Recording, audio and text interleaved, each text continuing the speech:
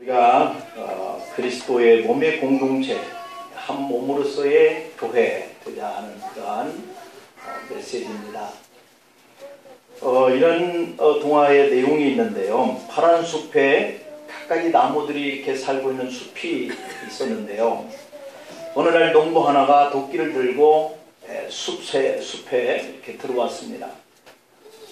그때 중앙에 서 있던 나무 하나가 농부님 하고 불렀어요. 그러더니 나무는 거만하게 이렇게 말합니다. 제발 내 주변에 있는 이러한 나무랑 숲들을 다 찍어서 넘어뜨려 주세요. 그것들 때문에 난 마음 놓고 자랄 수가 없어요. 내게는 햇볕도 잘 들어오지 않고 내 뿌리가 잘 자라날 자리도 없고 내 주변에는 바람도 잘 통하지 않아요. 이런 것들이 내가 자랄 자유를 다 망쳐놓고 있으니까 제발 이런 것들을 좀 다 제거해 달라는 거죠. 만약 이런 것들이 나를 방해만 하지 않았더라도 나는 더욱더 넓은 그늘로 이 모든 숲을 좋은 경치로 만들어 놨을 거예요 하는 거죠. 나무의 하소연을 들은 농부는 도끼를 손에 쥐고 그 나무의 주변에 있는 작은 나무들과 숲들을 다 쳐버리고 말았습니다. 그러자 얼마 지나지 않아서 이 거만한 나무는 큰 고통을 받기 시작합니다. 바람이 불면 어디에 기댈 수도 없었고 심술궂은 새들이 날아와서 꽉꽉 찍어댔고 벌레들이 기어와서 자기를 깎아 먹기 시작합니다. 그러던 어느 날 결국은 거만한 나무는 그만 병이 들어서 시름시름 앓고 죽어가고 있는데 나무 밑둥에서 뱀 한 마리가 솔솔 기어서 나무에 오르더니 나무 꼭대기까지 올라와서 나무를 내려다보면서 이렇게 말합니다. 숲풀에 이 둘러싸이는 네가 보호받을 수 있는 것도 모르고 그렇게 다 찍어버렸단 말이냐. 이 바보 같은 나무야. 네 불행은 네 스스로 부른 것이다. 그 많은 나무들을 그냥 두었더라면 네가 오늘 같은 아픔은 당하지 않고 잘 자랄 수 있었을 것이고 무수한 네 가지는 더 넓게 뻗어서 온 숲을 다 덮었을 것이다 하는 이런 책망을 듣게 된 그러한 내용이에요. 여러분, 이 내용을 가만히 우리가 생각해 보면서 이 의미가 무엇을 말하는 것일까 하는 것을 짐작할 수 있을 겁니다. 사람들은 이웃과 더불어서 함께 살아가야 하는 그러한 공동체여야 하는 줄 믿습니다. 우리 가족도 한 공동체고 교회도 한 공동체고 이 사회에 일하고 있는 모든 각 분야 속에서의 모든 그러한 사람들도 다 같은 민족의 공동체이죠. 그런데 어느 한순간 누군가가 거만해지고 교만해지고 자기 이외에는 없다라고 하는 이런 생각을 품게 되어지면 그 공동체가 깨지기 시작하는 거고 한 몸이 될 수가 없다라고 하는 거죠. 자신의 욕심만 채우다 보면은 결국 자신의 것도 잃게 되어질 때가 오는 거예요. 교회 공동체도 바로 그런 거예요. 큰 교회들이 작은 교회의 주변에 있는 곳 마을까지 차를 돌려서 있는 성도들 다 끌어서 자기 교회에 세워가고 작은 교회가 성장하지 못하고 그 교회가 서지 못하도록 이렇게 하는 것이 그 당시에는 좋아 보일지 모르지만 작은 교회들이 없어지기 시작하면 큰 교회도 위태로워지게 되는 것과 같은 거죠. 서로 인정하고 서로 존중해주면서 함께하는 그러한 협력자가 되어야 우리가 다 같이 잘 살 수 있다라고 하는 그러한 의미예요. 예배 드릴 때 동참하고 기도 시간에 함께 기도하고 전도하려고 할 때 함께 전도하고 봉사하려고 할 때 같이 봉사하고 헌신하려고 할 때 함께 헌신하려고 힘을 모아야 하나님의 복음이 확장되어 가는 것을 믿으시기를 축복합니다. 그런데 나는 아니고 라고 하는 이러한 생각을 가지고 네가 하고 너는 해야 되고 하는 이러한 생각을 가지면 그 공동체는 깨지게 되어 있는 거예요. 자신의 능력만 믿고 남과 협력하지 않으면 고립되거나 퇴보당하고 마는 거예요. 갈라디아서 5장의 15절 말씀을 보면 만일 서로 물고 먹으면 피차 멸망할까 조심하라 하는 이런 교훈이 바로 그러한 맥락의 메시지인 거죠. 이렇게 기독교는 온 마음이 하나가 되어서 복음을 전해왔던 그러한 종교입니다. 우리가 예수님을 믿기 전에는 죄의 상태에 있었어요. 죄라고 하는 것은 하나님과 우리 사이를 멀리 떨어뜨려 놓는 것이 죄이거든요. 에덴 동산에서 사단이 사람에게 죄를 짓게 합니다. 그러더니 하나님과 사람이 멀리 떨어지게 되어지는 계기가 되죠. 그래서 기독교인들은 이 사단과 그의 졸개들인 마귀와 귀신들을 참으로 싫어합니다. 그러나 하나님을 모르는 사람들은 귀신을 좋아하고 모셔드리려고 하고 있죠. 그래서 손 없는 날 이사한다, 손 없는 날 결혼한다, 손 없는 날 잔치한다 늘 하고 있어요. 그러나 귀신은 우리의 삶을 분열시키고 망하게 하려고 가진 술수를 다 해요. 손 없는 날 이사해 보십시오. 이삿짐 센터를 예약하기가 하늘과 별 따기만큼 어렵습니다. 그래서 서비스업 하는 그런 사람들은 그날만은 큰 소리 친다고 그러잖아요. 또 결혼할 때 손 없는 날 해보시죠. 예식장 구하기가 참으로 어렵습니다. 좋은 것은 그만두고라도 별로 마음에 들지 않는 것도 구하기가 어렵게 되죠. 귀신은 이렇게 우리가 잘 되는 꼴을 보지 못하여서 파괴하고 우리를 힘들게 하고 그러한 일들을 하는 거죠. 사람도 귀신이 들리면 정신적으로 분열되어서 자기의 목소리를 내지 않아요. 어린아이가 할머니의 소리를 내는가 하면 어른들이 아이 소리를 내는 등 정상적인 이런 생활을 못하고 엉뚱한 일을 하게 만드는 것이 바로 이 마귀와 귀신의 역할들인 거죠. 귀신은 이렇게 사람들을 분열시키고 망하게 하는 일을 해요. 그러나 우리가 예수 믿고 구원받아서 천국 간다라고 하는 이 말씀의 뜻이 무슨 의미일까요? 지옥은 하나님이 주관하는 곳이지만 누가복음 15장 말씀을 보면 음부에서 고통받는 한 부자가 물을 달라고 원합니다. 그리고 자신들이 이 땅에 형제들이 아직 넷이나 있는데 그 형제들이 자기가 가 있는 이 음부 지옥에 오지 않게 해달라고 간절히 호소를 합니다. 그럼에도 불구하고 물 한 방울도 얻을 수 없고 형제들도 자신이 있는 곳을 올 수 있고 안 올 수 있는 이 일은 이 세상에서 그들의 선택에 달려있다 이렇게 말을 하고 거부당하죠. 이 천국이라고 하는 이 공간은 고린도전서 12장의 12절 말씀을 보면 우리가 지금은 거울로 보는 것 같이 희미하나 그때는 얼굴과 얼굴을 대하여 볼 것이요 이렇게 표현하고 있고요. 지금은 내가 부분적으로 알지만 그때에는 주께서 나를 아신 것 같이 내가 온전히 알리라 라고 이렇게 말씀하고 있거든요. 이 지옥과 이 천국의 대비를 해보면 너무 차이가 많은 거예요. 여기서 말하는 그때라고 하는 것은 우리가 천국에 가는 그날을 말하는 거죠. 천국에 들어가면 하나님과 우리들이 얼굴과 얼굴을 마주할 수 있는 그런 공간이라고 하는 곳에 살게 된다는 거죠. 하나님을 믿는 신앙이 좋다라고 하는 것은 이렇게 내가 하나님과 얼마만큼 하나가 되어서 함께 할 수 있느냐라고 하는 것을 의미하는 거예요. 늘 하나님과 동행하는 삶을 살아가는 이런 사람이 신앙이 좋다라고 이렇게 말할 수 있는 거죠. 그래서 저와 여러분들이 어떻게 하면 하나님과 함께 같이 있을 수 있을까 하는 이런 일을 서로 공유하는 데에 한 몸이 되자라고 하는 것이 그리스도의 몸의 공동체인 거거든요. 또 우리 성도 안에도 그렇습니다. 서로 사랑하고 또 서로 격려하고 위로하고 도와주면서 살면 그 사람은 신앙이 좋은 사람이에요. 그러므로 신앙이 좋은 사람은 분리되는 사람이 아니라 자꾸 합해지는 사람, 합쳐지는 사람이죠. 그러나 이 마귀의 귀신의 이 사단의 공작은 자꾸 흩어지게 하는 거예요. 가족들과의 관계도 자꾸 깨서 흩어지게 하고 못 만나게 하고 교회 성도들 간에도 서로 질시하고 시기하고 다투고 싸우게 만들어서 떠나가게 만들고 그게 하나 되지 못하게 하는 거죠. 합하여서 우리 찬양대에서 찬양하는 것처럼 함께 마음을 같이 하고 소리를 같이 내고 하나님을 찬양할 수 있는 이런 공동체가 되어야 하는데 그렇지 못하게 만드는 거죠.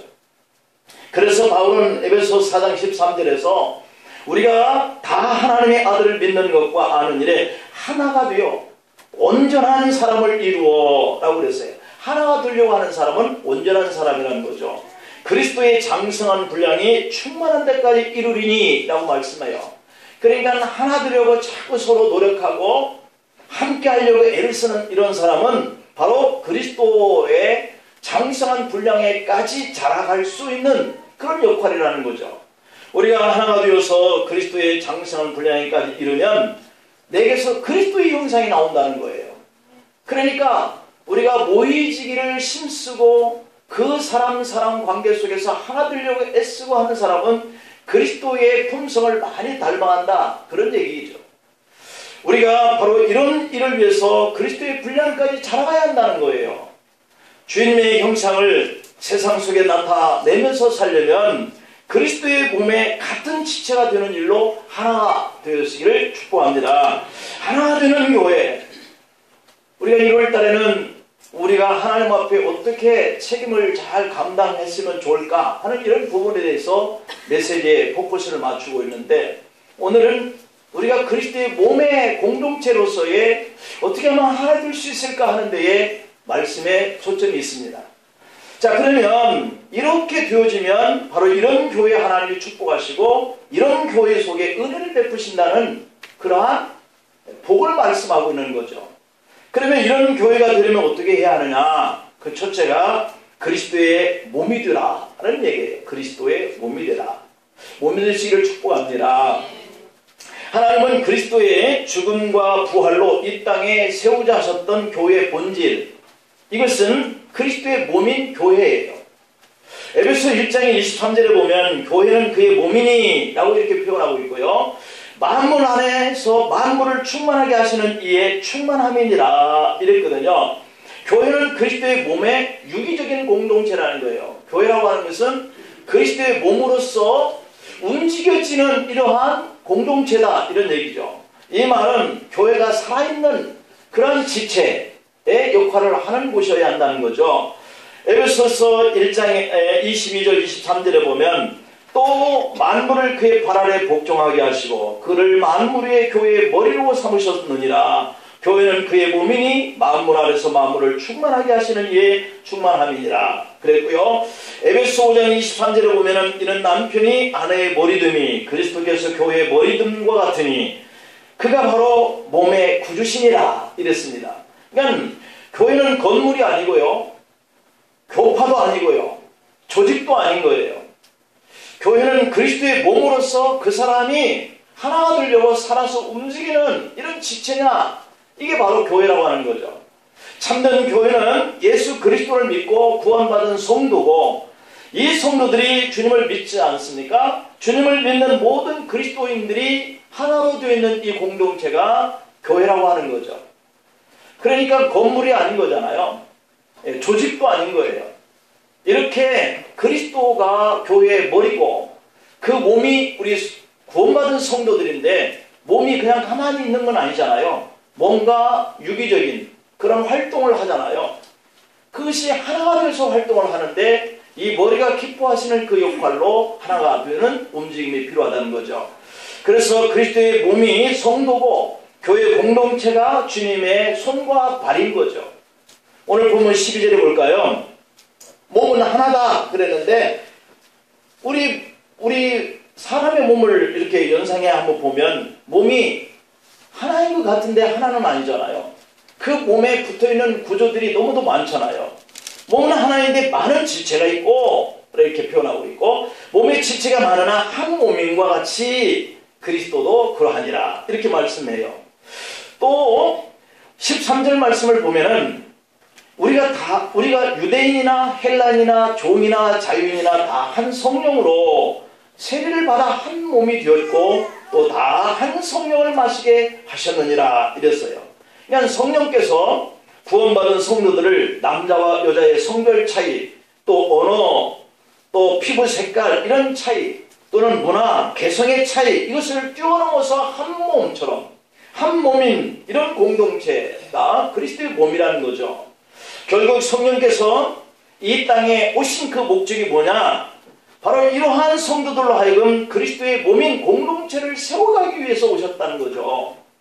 결국 이제 우리 모든 성도는 그리스도의 몸의 지체인 거예요. 지체라고 하니까 무슨 말인지 모르겠지만 우리 몸에 눈이 있고 코가 있고 입이 있고 귀가 있잖아요. 이 한 몸에 붙어 있는 거예요. 그러나 이 몸은 나의 몸을 위해서 각 기관이 붙어 있는 거죠. 손이 있고 발이 있고. 그래서 나를 대변하는 거예요. 결국 이제 우리 모든 성도들이 이러한 그리스도의 지체다라고 이렇게 표현해요. 우리 한국이 1200만 성도다 이렇게 얘기를 하는데요. 이 성도들이 오직 한 분 그리스도의 몸의 지체라는 거예요. 그리스도의 형상을 이 세상에 자꾸 이뤄가는 그런 손이 되어주고 발이 되어주고 그런 눈이 되어주고 귀가 되어주고, 그래서 주님은 이런 분이다. 주님은 이러한 품성을 가지신 분이다. 주님은 우리에게 이런 일을 하시고 싶어 하시는 일을 우리가 하는 것, 이게 바로 그리스도의 몸인 우리 성도가 하나의 지체가 되어서 그분의 하실 일들을 이뤄내는 일이죠. 그래서 금년에도 이렇게 모든 성도들과 우리 교회 공동체가 그리스도의 몸이 되고 그렇게 또한 사람들을 그렇게 섬기고, 그래서 세상 속으로 또 마을 속으로 복음이 전해져 가게 되어지는 이 일을 감당하기를 기뻐하시는 우리 하나님 앞에 이렇게 우리 성도들이 각자의 생각대로 각자의 어떤 은사와 재능대로 뿔뿔이 이렇게 하는 것이 아니라 내 생각들은 주님의 말씀으로 이렇게 포용을 당하고, 그래서 나의 손과 발과 나의 어떤 직능 이걸 가지고 하나님이 기뻐하시는 그러한 공동체 일원으로서 들어와서 주님을 기쁘시게 하는 그런 일들을 하게 되면 이러한 교회를 축복하시고 이런 교회에 은혜를 주시는 줄로 믿으시길 바랍니다. 두 번째로는 어떻게 하면 하나가 되어지는 교회가 될 수 있느냐. 그것은 서로 힘을 합치는 교회가 되어서 다 복을 받기를 원하잖아요. 은혜 받기를 원하잖아요. 그렇게 되기 위해서는 우리 그리스도인의 몸인 우리가 다양한 지체 중에 하나다라고 하는 생각을 가지라는 거예요. 나는 너와 다르고 너는 나와 다른 다양성이지만 우리는 주님의 하나의 몸이다. 이런 생각을 가져야 된다는 거죠. 모든 지체는 그리스도의 몸을 섬기는 그러한 자신의 은사가 있어요. 우리가 다 다양한 은사를 가졌어요. 모두에게 자기 몫의 섬김의 자리가 있어요. 자기 몫의 봉사해야 하는 자리가 있어요. 그게 바로 기능이거든요. 이걸 하나님이 우리에게 주신 거예요. 주님이 각 사람에게 주신 이 다양한 은사와 이 기능, 이것을 가지고 서로가 필요한 일에 섬기고 봉사하는 이러한 공동체로 하나가 되라 하는 얘기예요. 그러므로 은사와 은사끼리의 연합, 성도와 성도끼리의 연합, 이것을 이루어가는 것이 교회의 생명력을 유지하는 데에 가장 중요한 헌신인 거예요. 그래서 여러분들이 교회 안에서 내가 맡은 일을 큰 소리를 내고 싸우면서 내가 잘한다 라고 하는 이러한 의미를 내서는 안 되는 거예요. 내가 그 일을 하기 위해서 누군가 성도와의 관계가 깨지고 틀어지고 그가 마음을 상하고 하는 일이라면 그냥 안 하는 게 좋아요. 하지 마세요. 그 일 때문에 성도를 떨어뜨리고 아프게 하고 가게 하고 이 일을 위해서 그걸 잘해본들 뭐 하겠어요. 그게 바로 하나 되는 마음인 거예요. 사람의 마음을 먼저 생각하고 일은 좀 더디더라도 안 해도 되고 또 기왕에 할 바에는 잘하고 마음을 같이 하고 같이 웃으면서 마치고 이렇게 하는 것이 바로 우리가 다양한 그러한 것들 중에 하나가 되어지는 그런 가장 중심인 거죠. 그러므로 은사와 은사끼리 연합을 이루고 성도와 성도끼리 연합을 이루는 이것이 교회의 생명이고요. 교회 공동체가 유지되는 길인 거죠. 오늘 보면은 고린도 교회를 소개하고 있거든요. 고린도 교회라고 하는 것을 우리가 고린도 서신을 읽어본 분들은 잘 이해를 하겠지만 많은 개개인의 은사가 있어요. 그런 교회예요. 병 고치는 은사도 있고 방언의 은사도 있고 등등의 개인의 능력이 넘치는 그런 교회예요. 그런데 교회가 시끄럽다는 거예요. 왜 이런 은사와 기능들을 많이 가지고 있는 이 성도들이 모여진 이 교회가 시끄럽냐라고 하는 거거든요. 그런데 이 고린도 교회가 또 파당도 생겨 있어요. 나는 아볼로파다, 나는 베드로파다, 나는 바울파다, 나는 그리스도파다. 한 교회 공동체가 이렇게 파가 많이 나눠져서 하나가 될 수 있겠느냐, 생명을 유지할 수 있는 교회가 될 수 있겠냐 라고 하는 것을 우리가 뻔히 알 수 있지 않겠어요? 당연히 안 되는 거죠. 왜냐하면 이 베드로파가 뭔 일을 합시다 그랬는데 다른 세파가 반대하는 거예요. 바울파가 어떤 일을 좀 하자 그러는데 다른 세파가 또 반대하는 거예요. 이렇게 서로 간에 내가 하자 주장을 하면 다른 사람이 반대하고, 다른 사람이 또 하자 그러면 내가 또 반대하고, 이렇게 나누어지면 서로가 잘났다라고 한다면 그 공동체는 힘을 상실해요. 여러분, 이런 교회에서 무슨 능력이 나타나겠고 무슨 기쁨이 있겠어요? 세상의 빛이 되기는 그냥 세상 사람들로 하여금 비난받는 교회가 될 거거든요. 이런 소식이 바울에까지 전해지게 되었다는 거죠. 그래서 바울은 아무리 천사의 말을 할지라도 사랑이 없으면 아무것도 아니니, 예언을 하는 등이 있고 산을 옮길 만한 능력이 있어도 사랑이 없으면 아무 소용이 없다, 이렇게 말하고 있거든요. 이 말을 하게 된 계기가 바로 이러한 요인들 때문이었다는 사실을 우리는 잘 알고 있어요. 여러분, 우리 교회는 주님의 몸된 지체로서의 공동체여야 할 줄로 믿습니다. 교회가 주님의 몸으로서의 성도가, 공동체가 하나가 되어서 섬겨야 교회로서의 위상이 드러나기 시작하고 교회로서의 생명력이 이웃들에게 전해지는 거거든요. 우리가 전도로 나가면 이웃에서 하는 말이 그 교회나 잘하세요, 너나 잘하세요. 맨날 동네에서 싸우는 사람은 그 교회 다니는 사람들이 싸우더라고요. 맨날 교회에서 이렇게 싸움질을 하는 모습을 우리 동네에서 보고 있는데, 그런 교회에 나가면 나도 쌍둥이 되라고요? 만약 그런다면 이런 교회에 누가 나오겠어요? 그렇기 때문에 우리가 이 주변의 마을로 주민들에게 이 복음에 그리스도의 몸의 공동체로서 영향력을 발휘하려면 먼저 우리가 사랑의 공동체, 하나 되는 공동체, 함께하는 그런 공동체, 그리스도의 몸의 그 풍성한 성향, 품성, 이런 것들의 지체로서의 역할을 해줘야 교회가 힘이 생기고 주변에서도 교회를 오고 싶어하는 이러한 지체가 되어지는데, 이렇게 되고 싶지 않는 것은 지체의식의 결여다라고 하는 거죠. 나는 이루는 교회에 성도라고 하지 않아. 뭐 밖에 나가면 또 다른 여러 교회 많은데, 이런 지체의식이 결여되면 안 된다는 거죠. 그래서 내가 어떤 일을 하게 됨으로 인해서 교회에 큰 영향이 있다, 이런 의식이 바로 하나 되는 의식인 거예요. 그러면 우리 교회 안에서 나와 서로 다른 은사를 가진 성도도 주님의 지체구나 라고 하는 것을 내가 포용할 수 있어야 돼요. 받아들일 수 있어야 된다는 거죠. 오늘 본문 18절 20절에 그 사이에 보면은, 그러나 이제 하나님이 그 원하시는 대로 지체를 각각 몸에 두셨다, 이렇게 얘기하잖아요. 교회를 섬기는 그 공동체에 각각 다양한 은사들을 주님의 교회 안에 뒀다, 이런 의미잖아요. 만일 다 한 지체뿐이면, 만일 나 같은 사람이 다라고 한다면 다양한 다른 일들을 어떻게 할 수 있겠냐, 그런 뜻이에요.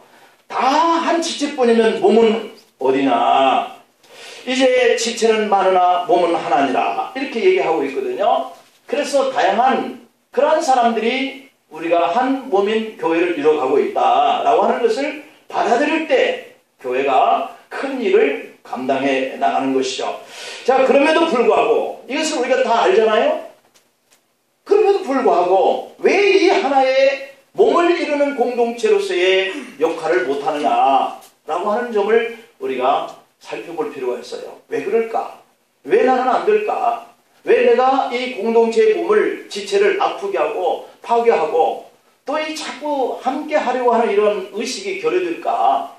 왜 이런 마음이 들까 하는 그 이유가 뭐 때문이냐? 자기 자신들을 한번 돌아볼 수 있기를 바라요. 첫 번째로는 열등감 때문이라는 거예요. 열등감. 이 교회 안에서의 뭔가 내가 비교의식을 가지고 내가 생각하는 이런 부분들이 나를 열등감을 갖게 하는 요인들이 혹 있나 살펴보라는 거죠. 오늘 본문 15절 16절에 볼까요? 그 말씀을 보면은, 만일 발이 이르되 나는 손이 아니니 몸에 붙어 있지 아니하다 할지라도, 그게 손이 몸에서 떨어져 있을 수 있나요? 안 떨어져 있잖아요. 이로써 몸에 붙지 아니하는 것이 아니요, 이 말이 맞는 거죠. 내가 아무리 열등감 때문에 나는 이 교회 공동체가 아니야 나는 함께 할 수 없어. 이런 결의의식을 가지고 있어도 그게 아니라는 거예요. 네가 이 교회 안에 있는 거 아니냐. 그리스도의 몸 안에 함께하는 공동체 아니냐. 이런 얘기죠. 또 귀가 이르되 나는 눈이 아니니 몸에 붙지 아니하였다 할지라도 이로써 몸에 붙지 아니하는 것이 아니니, 이 말씀의 의미는 내가 나 외에 다른 사람이 싫어도 그 성도들은 여전히 나와 함께하는 주님의 손이고 주님의 발이고 주님의 눈이고 주님의 귀라고 하는 사실이에요. 눈이 귀하고 서로 다르잖아요. 코가 입과 서로 다르잖아요. 손과 발이 다르고 발이 손과 다르잖아요. 이 서로 다른 것들이 몸 안에 한 몸에 붙어있는 거예요. 근데 기능이 다 다른 거죠. 이런 사실을 내가 받아들여야 한다는 거예요. 발이 하는 일을 내 손으로서 내가 손이라고 가정을 한다면 발을 보면서 발은 어떻게 걸어다니까? 나도 한번 걸어볼까? 안 되는 거예요. 손으로 어떻게 걸어다니겠어요? 귀가 가만히 생각해보고 나도 좀 보았으면 좋겠다. 근데 눈은 보는 역할을 하는데 귀는 들어야 하는 거잖아요. 근데 어떻게 할 수가 있겠어요? 그렇다 해서 내가 눈이 아니니까 하는 그런 열등의식을 가지고 계속해서 나도 좀 보았으면 이 귀가 그런 생각을 가지고 산다면 어떻게 한 몸으로서의 그런 하나가 되는 일을 할 수가 있겠어요? 눈이 아무리 밝아도요, 뭔가 자기가 몸을 움직이려면 발이 필요하고요, 듣는 귀에 소리를 들을 수 있어야 반응을 하는 거예요. 그냥 다 필요한 거거든요. 그 다음에 두 번째 이유는 우월감. 이 우월감은 열등감에 반대되는 것과 같은 그런 단어잖아요. 열등의식 때문에 어떤 일을 못하지만 이 우월감은 너무 자기가 잘한다고 생각되기 때문에 다른 사람들이 못해 보이는 거예요. 이런 의식이 있으면 하나가 될 수 없다는 거죠. 오늘 본문 21절에 볼까요? 눈이 손들어 내가 너를 쓸데없다. 너 같은 것이 뭐 필요하냐 이런 거잖아요. 쓸데없다 하거나, 또한 머리가 발들어 내가 너를 쓸데없다 하지 못한다는 거예요. 왜? 같은 몸에 붙어 있는데요. 가령 말이죠. 눈이 손들어 내가 너 쓸데없다 그러면 눈이 뭔가 막 나를 공격해서 이렇게 달라드는 것들이 있어요. 근데 눈이 어떻게 막을 수 있겠어요? 자기를 어떻게 방어해요? 손이 있으니까 딱 막아주잖아요. 그런데 내가 너 쓸데없다 그런다는 거예요. 눈의 우월감이잖아요. 이게 머리가 또 발도 너 쓸데없다. 근데 발만 굴러다니는 사람 봤나요? 머리만? 발이 있어야 걸어다니죠. 이런 거예요. 이 말씀은 너무도 당연한 말씀이라는 거죠. 내 몸에 붙은 다른 지체를 무시하거나 함부로 대하는 태도는 우리가 아직도 신앙 안에서 내가 자유롭지 못하구나 하는 이런 도전을 받으라는 거예요.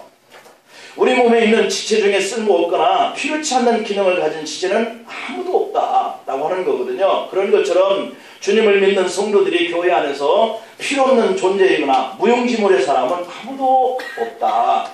교회가 교회들에는 부자만 모여있으면 교회가 잘 될 것 같아요? 천만에요. 가난한 사람도 있어야죠. 힘이 있고 건강한 사람만 필요할 거예요? 아니에요. 약한 분도 있어야죠. 병든 분들도 있어야 돼요. 왜냐? 그것들을 통해서 내 자신 스스로가 도전을 받거든요. 내가 아픈 사람들을 볼 때마다 그래, 사람은 살면서 건강해야지. 그러면서 자기의 건강을 위해서 노력할 거 아니겠어요? 가난한 사람을 보고 세상에 필요한 거 쓸 것들을 우리가 자유롭게 하기 위해서는 돈이 있어야 되겠구나. 다 돈만 있으면 다 그런 걸로 생각을 하고 인생이 뭐 재미있겠어요? 이렇게 교회 공동체는 다양한 성도들로 구성되어 있어야 한다는 거죠. 그런데 내가 우월감을 가지고 사람들을 무시하거나 나보다 못한 사람을 무시하거나 이렇게 하면 하나가 될 수 없는 거죠.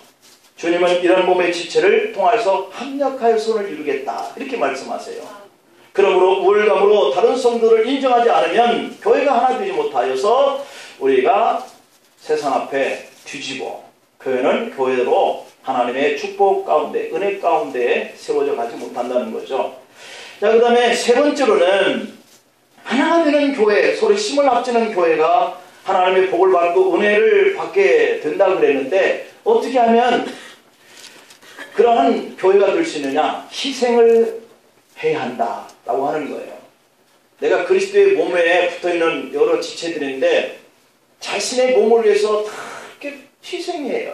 희생. 자신이 먹어야 돼. 건강하잖아요. 근데 이 손이 뭐 먹지도 않는데 밥에 상을 차리는 걸 음식을 먹어야 되잖아요. 이 손이 먹는 거 아니다 생각을 하고 또 넣는 걸 싫어한다면 그 몸이 지체가 죽으면 손도 죽는 거잖아요. 그렇기 때문에 이 한 몸을 위해서는 모든 지체들이 다 같이 희생해야 된다는 거예요. 하나님은 모든 그리스도의 몸인 성도를 평등하게 하셨다. 사람들의 판단과 사람들의 관점에서 얼마나 귀한 지체와 얼마나 덜 귀한 지체인가, 아니면 얼마나 아름다운 지체와 얼마나 아름답지 못한 지체들이 서로 무시하거나 서로 열등감에 빠져 있거나 서로 우월감에 빠져 있으면 그리스도의 몸의 지체로서 균형 감각이나 합리화, 조화 이런 것들을 이룰 수가 없다는 거예요. 그래서 오늘 22절로 25절에 한번 볼까요? 그뿐 아니라 더 약하게 보이는 몸의 지체가 도리어 요긴하고 우리가 몸에 덜 귀히 여기는 것들을 더욱 귀한 것들로 입혀주며 우리 아름답지 못한 지체는 더욱 아름다운 것을 얻느니라. 그런즉 우리 아름다운 지체는 그럴 필요가 없느니라. 오직 하나님이 몸을 고르게 하여 부족한 자에게 귀중함을 더하사 몸 가운데 분쟁이 없고 여러 지체가 서로 같이 돌보게 하셨느니라. 이렇게 얘기합니다.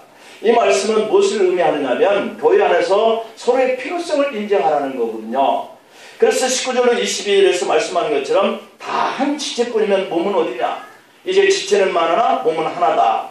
또 눈이 손들어 내가 너를 쓸데없다 하거나 또한 머리가 발들어 내가 너를 쓸데없다 하지 못하리라. 그뿐 아니라 더 약하게 보이는 몸의 지체가 도리어 요긴하다라고 이렇게 말씀해요. 하나님의 한 몸에서 서로 다른 지체를 두신 것은 몸이 생존하기 위해서 꼭 필요하기 때문이라는 겁니다. 그러므로 어떤 성도도 다른 성도에게 너는 쓸데없다 이렇게 말해서는 안 된다. 믿으시길 바랍니다. 나만 귀한 게 아니라 다 귀하고요. 나만 우월한 것이 아니라 다른 분들도 다 그 분야에서 우월해요. 그러므로 우리가 무시할 수 있는 그런 대상이 아니라는 거죠. 우리 자식들만 귀한 줄 알고 나머지 자식들 막 나무라는 사람이 있는데 그 자식도 그 가정에 가면 내 자식이고 귀한 자식이에요. 금년에도 우리는 온 교우들이 우리는 꼭 필요한 성도임을 인정하고 존중하면서 교회를 섬기는 희생이 요구되고 있습니다. 그렇게 되어질 때 우리가 너보다 다른 그러한 내년을 우리가 분명히 맞이할 수 있을 거예요.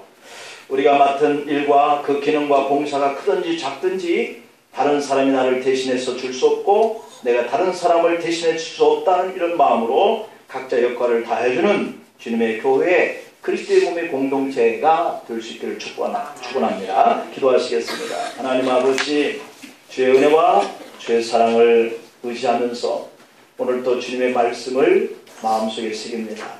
하나님, 교회가 하나 되는 공동체로서 그리스도의 성향을 잘 표출하여서 세상 사람들 앞에 오게 하는 교회 되게 하시고 교회가 승승장구하고 또한 생명에 소생케 되지는 놀라운 기쁨 있는 교회 되기를 원하고 이런 교회에 하나님 축복하시고 이런 교회에 은혜 베푸셔서 성도가 바람직하고 하나님이 영광을 받으시는 믿음의 길로 갈 수 있을 뿐만 아니라 그런 성도들이 그 자손들이 복을 받는 역사가 일어나게 하여 주옵소서. 예수님의 이름으로 기도하옵나이다. 아멘.